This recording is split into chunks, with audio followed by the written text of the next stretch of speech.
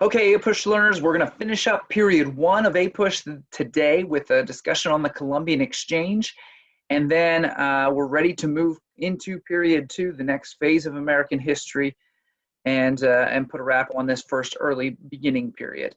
So we're going to be talking about the Columbian Exchange, and this should be somewhat familiar to you because of world history, so a lot of this that I should share would be review. I'm going to try to touch on some of the more intricacies and dig a little bit deeper with this in a couple of places that might be of more interest and better use for us this year, and then we'll move on from there. So I'm going to go ahead and share out the screen. This is should be pretty quick and easy. This should be a little bit more of a mini lesson since we're talking about the Columbian Exchange and it's something that you know already. So as we discuss the Columbian Exchange, the first thing that I want to focus on is how either of these groups, whether we're talking about natives in America or the Europeans, how they might have reacted to the opportunity of being exposed to these new goods or different things that they're finding from the other culture, okay? So we want to start with a little activity. We're going to call it Columbus Encounters. And what I'm going to do is I'm going to show you an image, and you're going to assume the role either of the Europeans or the Native Americans, and you're going to look at that good or that device or whatever it is, that technology, and you're going to think about a couple questions. You're going to answer a couple questions that describe how that might be useful to you. So we'll go ahead. Here are some example questions. What would be what you can be thinking about? What would this item tell you about the culture of the people that use it? Would this item be valuable to your people, or how might you use it? And would this item lead you to believe that your technology is superior or inferior? And why? So let's go ahead and start. First, you're going to start from the point of view of a Native American. I'm sorry, from a Native American. So as you look at this, whatever the image, think of this from a perspective as a Native American seeing this for the first time. So let's start with this one. Europeans bring this. What is that going to mean to you? Go ahead and answer the questions here. Okay, for our natives, this is definitely going to be life-changing, and this can be integrated pretty easily into their culture. It can be life-changing. So that's a great example. Let's look at another one, again from the perspective of the natives seeing this for the first time. What might this mean for your culture and what you believe? Let's go ahead and answer the questions. Okay, now we're going to flip it a little bit. Now I want you to assume the role of the European, and you're coming to the Americas and you're seeing these things of the Native Americans for the first time. Again, you're going to answer a couple questions, see how you might perceive their goods and their technology. So let's start with this one. Go ahead and answer the questions on this. Okay. And there are probably definitely some uses there, but we got one more here. I want to do one more before we get to any more conclusions. So one more again from the perspective of the Europeans seeing this for the first time among the Native Americans. Go ahead and answer the questions. Okay, no matter what good or whatever item we're talking about here, it definitely shows differences in culture and adaptations that they've made to those cultures. And I think both groups could probably find applications for these goods, regardless of what people you're part of there. And that's kind of what we're talking about. We're talking about the sharing of goods, items, things that were never had before in either one of these places, and what that might mean for those cultures and the growth of those cultures. So let's go ahead. Let's introduce first what the Columbian Exchange really means, because this is an oft confused thing. The Columbian Exchange is simply this. It's the transfer of plants, animals, and diseases between Europe, Africa, and the Americas that began as a result of Columbus connecting these continents through his voyages. So there's a couple things I want to highlight here. I hate the word exchange because the exchange immediately makes people think of trade, and it's not really trade, okay? It's the transfer of these goods, all right? Things that were in the old world are now going to the new world. Things that were in the new world are now going to the old world. It's not necessarily a relationship. We'll talk about that in a minute. And secondly, this is touched off because finally, these continents are connected, okay? They're connected because of Columbus's voyage and the voyages that went after him. And so now there's the ability to bring goods back and forth from these places and connect these worlds that were not connected before that, okay? So that's really what the Columbian exchange is. And so when we talk about what's being taken from one continent to the next, I love this graphic. It's pretty simple, but it shows all kinds of things. A lot of times we're talking about foodstuffs, crops, and sometimes medicines, and we're talking about livestock and animals as well. But also an important part of the Columbian exchange as well is disease, particularly as that means bringing that from Europe to the New World. So there's all kinds of things that were native to different regions that are going to be introduced to a new people and a new continent. And that's really what the Columbian exchange is about. So we could spend a lot of time talking about the importance of certain of these products and certain of these things to the New World and what that meant, because now if you have tomatoes in Europe, now we have pizza and all that kind of stuff. We could do this all day. But I think you generally get the idea there, okay? So I do want to say what the Columbian exchange is not, because this is where it gets confusing for some people. Because a lot of times they will confuse it for what comes later, which is a formal trade network or system. We usually use the words like triangular trade or the transatlantic or South Atlantic system to show what comes later. That is not what this is. It is not a formal trade network. Think about it. Nobody's saying, hey, can I trade you pineapple for smallpox? Yeah, it's not trade, right? We're not necessarily doing an exchange here, and which is why I don't really like the word exchange, but rather we're introducing goods or things that were part of one continent and bringing that to another continent. Think of this again, it's not trade, because a lot of times what's happening is, for example, Spain goes over to the New World, Spain takes stuff, again, not trade, and then Spain brings it back. So they're not really necessarily trading with anybody. They're taking, and it's kind of staying within one country. So as a result of that, I don't really like the word, because a lot of people confuse it and they say this is trade. This is not trade. This is, like I said, the transfer of goods that's taking place. It's introducing new goods to new places. So what it is, transfer or introduction of goods and diseases to entirely new people. It's opening up that world, bringing that and taking that back, but it's not a trade relationship, okay? As a result, this is a foundation for later trade networks like the transatlantic system or triangular trade, because what they're going to say is, hey, we want some of those goods, and as you establish kind of this trade network that develops out of that, yes, the Columbian exchange opens that door. The Columbian exchange is not that trade system yet. It develops into that. And then finally, it is a motivation for eventual colonies, and what we're going to talk about a little bit later in this PowerPoint, mercantilism. So Columbian exchange is just simply the concept that new goods are being transferred to new places. It is not a trade system that we're going to talk about later, and I really want you to be able to understand the difference there. So let's talk about, so once the Columbian exchange happens, what difference does it make? What does it matter that now that they have pumpkins in Europe or anything else like that? Well, the deal is that it introduces new crops from the Americas to Europe, Africa, Asia, so they each get each other's crop. And generally, what this means is population growth, particularly in Europe, because a more hardy, diverse food supply leads to increased population growth, particularly in Europe, okay?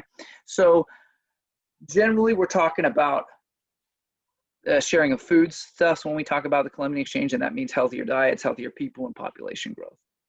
Another important effect of this is increased cultural diffusion, all right? So you're sharing culture with the American people, and we're sharing culture not just with the natives, but here the European people.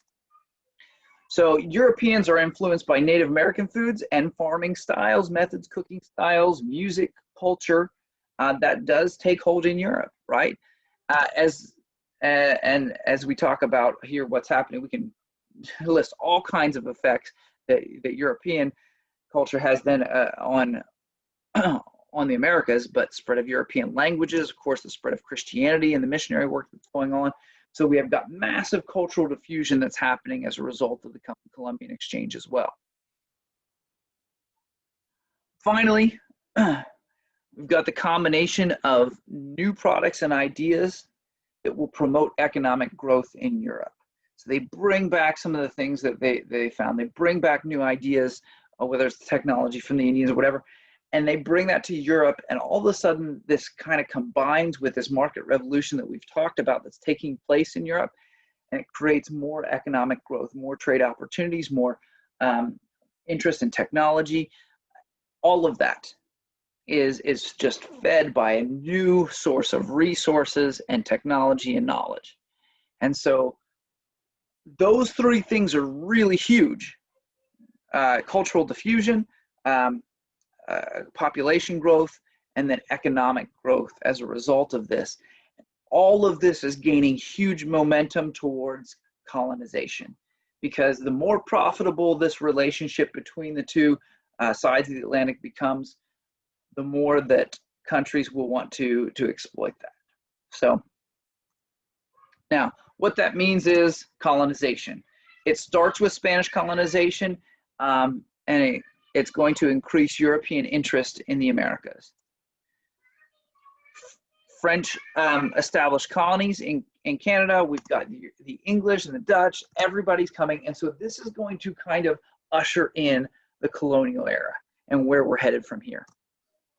And so as a result, we want to talk about this concept that maybe you haven't seen linked to the Columbian exchange before, and that's mercantilism. Mercantilism is the bridge between Columbus and the Columbian exchange and to eventual colonization where we're going. So mercantilism is the piece that brings us from period 1 to period 2, exploration to a formal colonial relationship. This is basically what mercantilism is. It's an economic system in which colonies exist for one reason and one reason only: to make the mother country more powerful. And so what we're doing is we're colonizing in the new world as kind of like little satellites out there that are just going to produce resources, and that we can take and make the mother country richer and more prosperous. So that's what mercantilism is. All these colonial outposts to feed into the mother country. So as you can guess, that's going to play directly into colonization. So here are the things that you need to keep in mind. What is mercantilism? Well, I just kind of explained that. So what do you need? What are the ingredients? What are the principles to make this all work? Well, number one, the might of a country depends on gaining surpluses. Remember, here's that word again we've been talking about, that surpluses of gold and silver, okay? So the more wealth you can create from it, the more trade advantage you have, okay? And so then you can buy up all the sugar, you can buy up all the more surplus you have, the more powerful you are. And so mercantilism is about creating huge surpluses of wealth, okay? Number two, and this is basically, you know, tied up in reason number one as well, is that the main goal is to create a favorable trade balance. That means that you export more and import less. And when I say import, that doesn't count your colonies, okay? So if you're bringing in stuff from your colonies, that's not really technically an import, because you're saying it was ours in the first place because we're getting it from our colonies. So when we talk about you're importing very little from other countries, other powerful countries. You're buying little from them, but they're buying a lot from you. And that shows that mercantilism is working, is you've got this really favorable balance of trade weighed in exports over the imports, okay? That increases the wealth and power of a country as well. So yeah, exporting more goods than you import. And then finally, most important is, to our discussion, is what is the job of those colonies? Those colonies are going to be there to ship raw materials to the mother country. And then, of course, to also buy finished goods from the mother country as well, or the colonial power. So they're just there to feed the fire. They provide the materials, they provide the stuff. In most cases, they're not going to actually manufacture the goods. You're going to see that slowly start to develop. But they're shipping raw materials back, they're being manufactured there, and then the colonies will also buy them. So they're also a market for your goods, but more than anything, they're supplying the raw materials. So those colonies exist for basically that purpose, bring us the stuff which we can turn into manufactured goods. So those three things are how mercantilism goes round.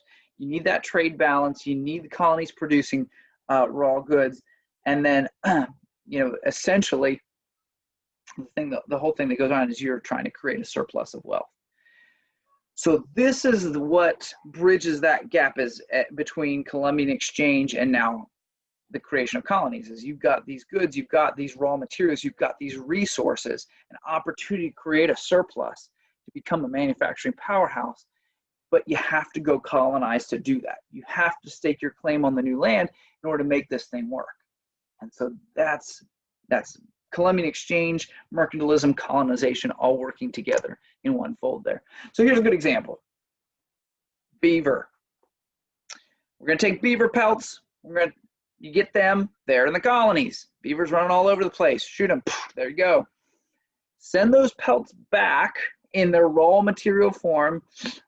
Skin out the meat. Just got the hide, right? Sending the fur back.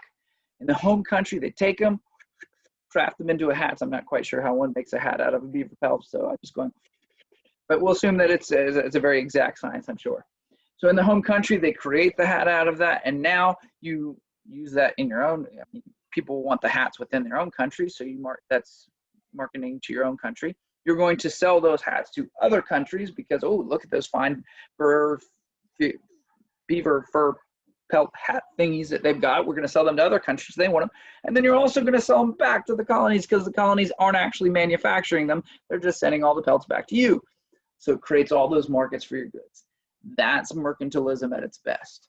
Use the colony to send you the goods, and then you sell your stuff to everybody, including the colonies that sent you the raw materials in the first place. One can imagine that this is going to lead to vast economic growth and capitalism in Europe because there's so much opportunity for profit. It has increased trade, and the European countries are doing everything they can to reduce trade barriers and allow as much free trade as they possibly can with the colonies. As a result, people will invest tons of money in the hope that these colonies are going to be successful. They're going to find gold, they're going to find all kinds of resources, and you're going to in turn make a profit off of that. So people are investing and throwing money, private companies, not just kings and queens, but now everybody who has any money, anybody that's rich in land is going to invest in the colonies. A lot of times these are done through joint stock companies, which you hear a lot of times in connection with Jamestown. More on that in another lesson in the future. But they'll form these joint stock companies to try to finance these expeditions and turn their money into, it's like playing the stock market, right? It's investing in the colonies, hoping to yield a higher profit. And so this leads to this rapid growth of the middle class in Europe because they're investing in what's this great manufacturing mercantilistic system that's developing.